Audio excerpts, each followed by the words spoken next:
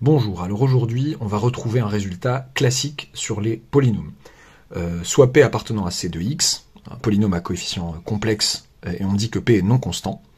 On nous demande de déterminer la décomposition en éléments simples de P' sur P, de la fraction rationnelle P' sur P, du polynôme P' sur le polynôme P.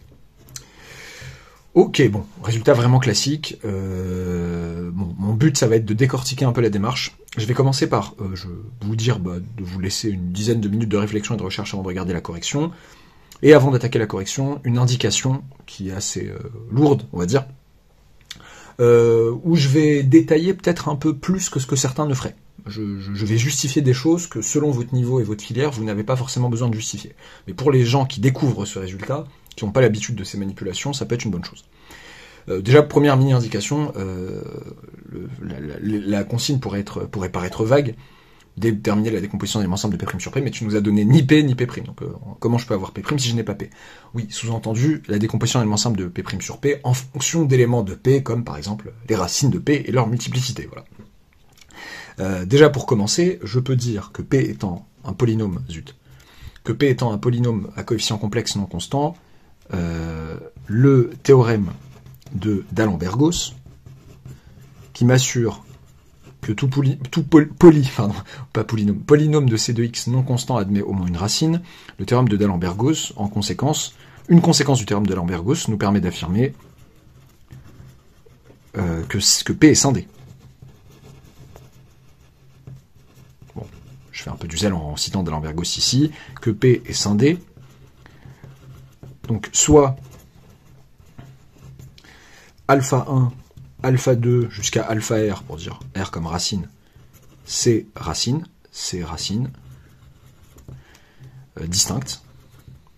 Toutes ces racines, voilà, que je liste comme ça.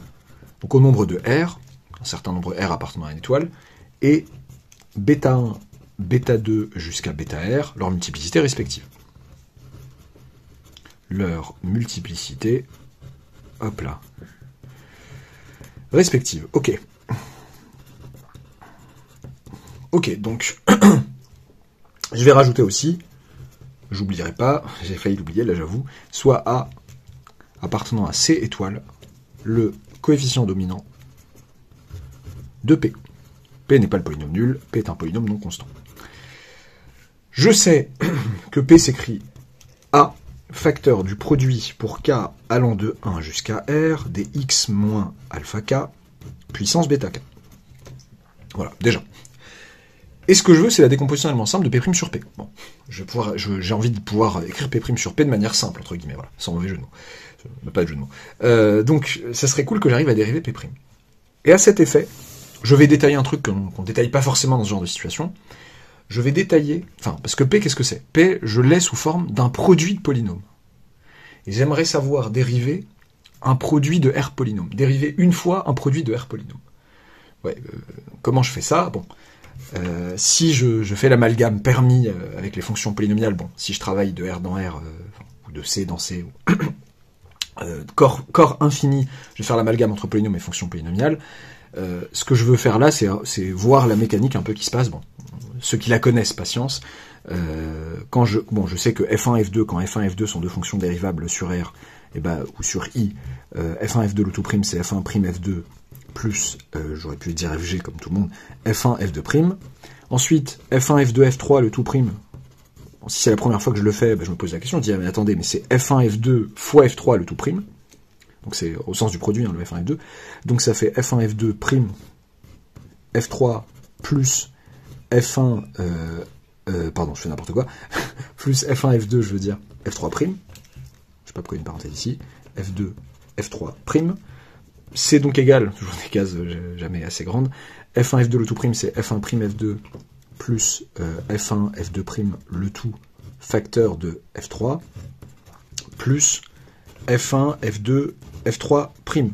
Je remarque que ça fait donc F1 prime F2 F3 plus F1 F2 prime F3 plus F1 F2 F3 prime.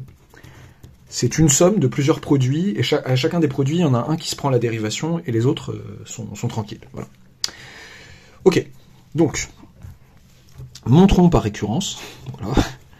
Peut-être un peu abusé, mais ça peut être pas mal pour convaincre les gens de la mécanique du truc. Montrons par récurrence que pour tout n appartenant à pour tout n supérieur ou égal à 2, donc à faire, qui en est au moins 2 dans l'histoire, pour tout P1, P2 jusqu'à Pn appartenant à Rx, bon là je vais parler de dérivée de polynômes, bon, ce serait la même mécanique qu'ici, que pour des fonctions polynomiales, pour des fonctions dérivables. Bonjour, bonjour. Eh bien, la dérivée, donc quand je fais produit pour k allant de 1 à n des pk et que je dérive ce monsieur, ce serait quoi? Ce serait la somme pour k allant de 1 jusqu'à n de pk', à chaque fois il y en a un qui se fait dériver, et comme j'ai dit, produit avec les autres tranquilles, les autres qui ne sont pas dérivés. Donc produit de, pour les j, j'allais dire pour les k', mais j'ai peur qu'il y ait des petits soucis, pour j allant de 1 à n, que ce prime-là, voilà, je m'explique, que voilà, hop, j allant de 1 à n avec j différent de k, des pj,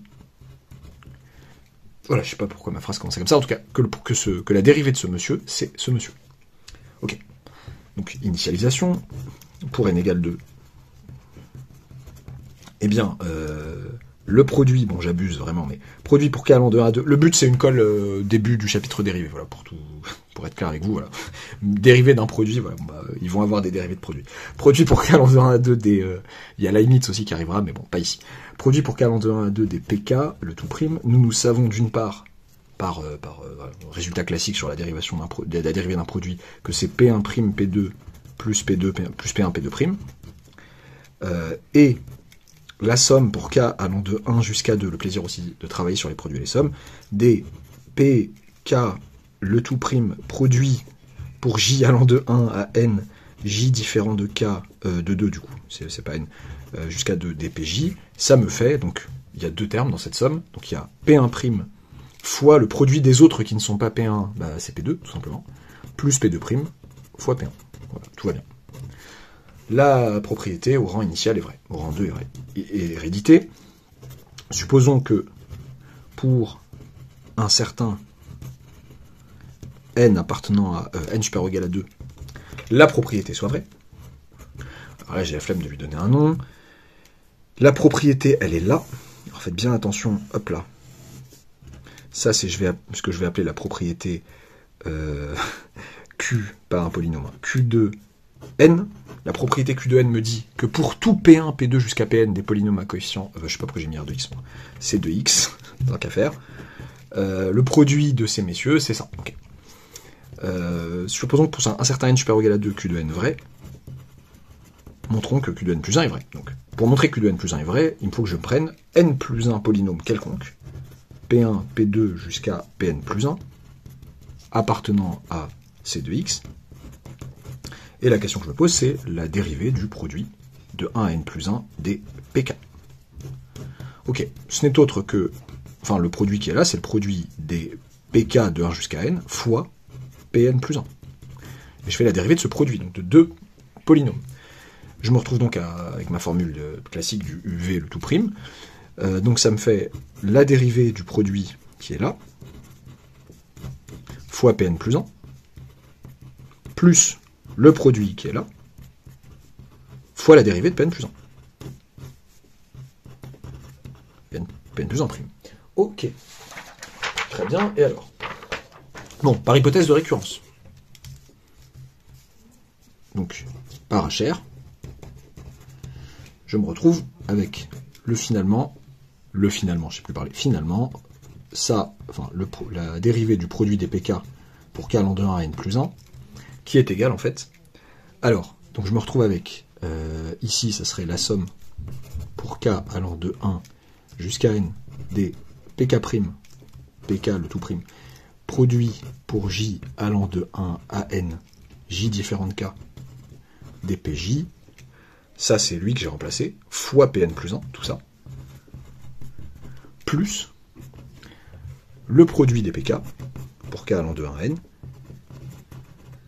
fois Pn plus 1 prime. Ok, bon, qu'est-ce que c'est que ce bazar? Je me retrouve avec une somme, bon là c'est une somme pour k allant de 1 à n. Alors, je me retrouve avec pk' ici, et ce monsieur qui est Pn plus 1, je peux le rentrer dans la somme déjà, et dans la somme, je peux le mettre dans ce produit. Donc, dans la somme, par linéarité de la somme. Je peux rentrer ça dans la somme en disant que c'est la somme de Pn plus 1 fois Pk' fois le produit qui est là. Mais si je le mets dans ce produit-là, s'il rejoint les gens de ce produit, ça va faire le produit pour j allant de 1 jusqu'à n plus 1, j différent de k toujours, dpj. Ok, bon, là on dirait que c'est le toit du produit qui descend, hop là, plus, donc là c'est une somme jusqu'à n, moi j'aimerais bien une somme jusqu'à n plus 1, bah ça tombe bien. Là j'ai Pn plus 1', fois le produit. Le produit qui va de 1 jusqu'à n des pk, c'est quoi en fait? C'est aussi le produit pour j allant de 1 jusqu'à n des pj, mais c'est comme si je disais, c'est le produit pour j allant de 1 à n plus 1 et j différent de n plus 1. Ok, super, bah c'est de 1 à n quoi, du coup. Pourquoi tu nous embêtes? Bah je vous embête pour que ça puisse avoir cette même tête que la même tête que celui-là, voilà, je sais plus parler. Et ça fait donc la somme, donc là je me retrouve avec le dernier terme de ma somme. Si vous remplacez k par n plus 1 ici, et ben vous retrouvez ici. Ça me fait la somme pour k allant de 1 à n plus 1 des pk', fois le produit pour j allant de 1 à n avec à n plus 1, j différent de k des pj. Bon, personne fait ça de détailler autant, enfin on fait pas ça en général. Souvent, si on sort tout de suite le résultat, à moins qu'on soit dans un contexte où il faille le démontrer, on ne nous en tient pas rigueur. Voilà, on sait que la dérivée de ce produit, c'est cette somme-là. Voilà. Ok, bon, ça c'est juste pour le plaisir du truc. Conclusion, voilà, on peut écrire cette conclusion-là. D'accord. Mais du coup, comment j'écris P' sur P? Donc qui est P'? Du coup, si P c'est ce monsieur, qui est P'? Oula. Donc P, c'était A fois un produit des pk, produit pour k allant de 1 jusqu'à r des pk, avec pk qui est égal à x moins alpha k, puissance, bêta k. Ok, donc P', qu'est-ce que c'est du coup? P', ben, ça va être tout simplement la somme pour k allant de 1 à n plus 1, à r, je sais pas pourquoi je suis en train de copier sur ça, c'est la somme pour k allant de 1 à r, donc j'oublie pas le a qui traîne devant, donc des pk', donc bêta k, x moins alpha k puissance bêta k moins 1, je rappelle, bon c'est un peu laid là, bêta k, je vais peut-être faire un petit effort de présentation, allez, P' égale A fois la somme pour k allant de 1 jusqu'à r des bêta k x moins alpha k puissance bêta k moins 1. Je rappelle que bêta k, les bêta k sont des entiers naturels non nuls. Ce sont les multiplicités des racines de P, donc supérieur ou égal à 1 à chaque fois. Ok. J'ai pas fini, hein. Ça c'est pour le cas. Produit pour j allant de 1 jusqu'à r avec j différent de k des x moins alpha j puissance bêta j. Ok, ça c'est P'. Mais du coup, si je regarde directement la fraction rationnelle P' sur P, qu'est-ce que ça fait? Ça nous fait tout ça, hop là, un petit quotient, un petit trait de fraction bizarre, divisé par A fois le produit pour J, j'ai décidé de l'appeler J, tiens, allant de 1 jusqu'à R, des x moins alpha J, puissance bêta J. Déjà, je simplifie les A, et je rentre tranquillement, donc là j'ai une somme, au numérateur, une somme de produits, et là j'ai un produit. Je rentre tranquillement ce produit-là dans la somme, donc je vais me retrouver avec bêta k, x moins alpha k, bêta k, donc il faut juste faire attention aux indices, produit pour j allant de 1 jusqu'à r, j différent de k, des x moins alpha j puissance bêta j, divisé par, et je vais en profiter en le rentrant dans la somme, ça c'est une constante vis-à-vis de ma somme, je vais en profiter pour casser en deux, donc dire que c'est le produit pour j allant de 1 à r, j différent de k, des x moins alpha j puissance bêta j, fois x moins alpha k. J'expulse le terme x moins alpha k de ce produit. L'intérêt c'est de pouvoir dire, bah regardez, E et E se simplifient, et là je me retrouve avec une situation super sympa, où j'ai du x moins alpha k puissance bêta k moins 1 en haut, et du x moins alpha k que j'ai complètement oublié le puissance bêta k en bas. Et oui, c'était puissance bêta k, bêta j ici. Ok, bon bah il y a une simplification qui s'opère, et je me retrouve avec la somme pour k allant de 1 à r des bêta k sur x moins alpha k. Et c'est bien une décomposition en M ensemble de B' sur P, qui est vraiment vraiment classique, ça dépend en fonction des filières, parfois on la connaît par cœur ou pas, et permet entre autres, bon je vais pas là tout de suite toutes les utilisations qu'on en fait, mais par exemple, je mettrai en lien en description un exercice corrigé intéressant, un problème corrigé sur le théorème de Gauss-Lucas, qui qui permet de renfermer, oui j'ai repensé à Gauss Lucas, il y a encore Gauss, ouais, Gauss dedans, qui permet de renfermer d'expliquer que les racines de P' se situent dans l'enveloppe convexe des racines de P, dans le plan complexe. Bon, ça c'est plutôt pour les deuxième années, mais voilà, vous le verrez dans le lien. Donc si j'ai les racines de P qui sont là, je dis n'importe quoi, j'ai un polynôme P à coefficient complexe dont les racines sont des complexes, donc sont représentées sur le plan complexe par ces points-là, eh bien, les racines de P' sont représentées par des points qui sont forcément dans cet enclos. Voilà. Très bien. J'espère que ça vous aura plu, même si c'est un résultat très classique, que ça aura pas trop ennuyé les gens qui ont l'habitude. Que cette partie-là, par récurrence, ne les aura pas trop ennuyés, mais c'est nécessaire. Je me souviens, moi, les premières fois que j'avais vu un truc comme ça, enfin, en tant qu'élève, on passait souvent vite là-dessus. Enfin, voilà, hop, là, ça y est, c'est censé être compris. Dès qu'on a compris le mécanisme, ça va. Mais c'est bien une fois peut-être de voir vraiment sa légitimité. Voilà. N'oubliez pas de vous abonner si ce n'est pas encore fait, d'activer la petite cloche des notifications, et à bientôt pour une nouvelle vidéo.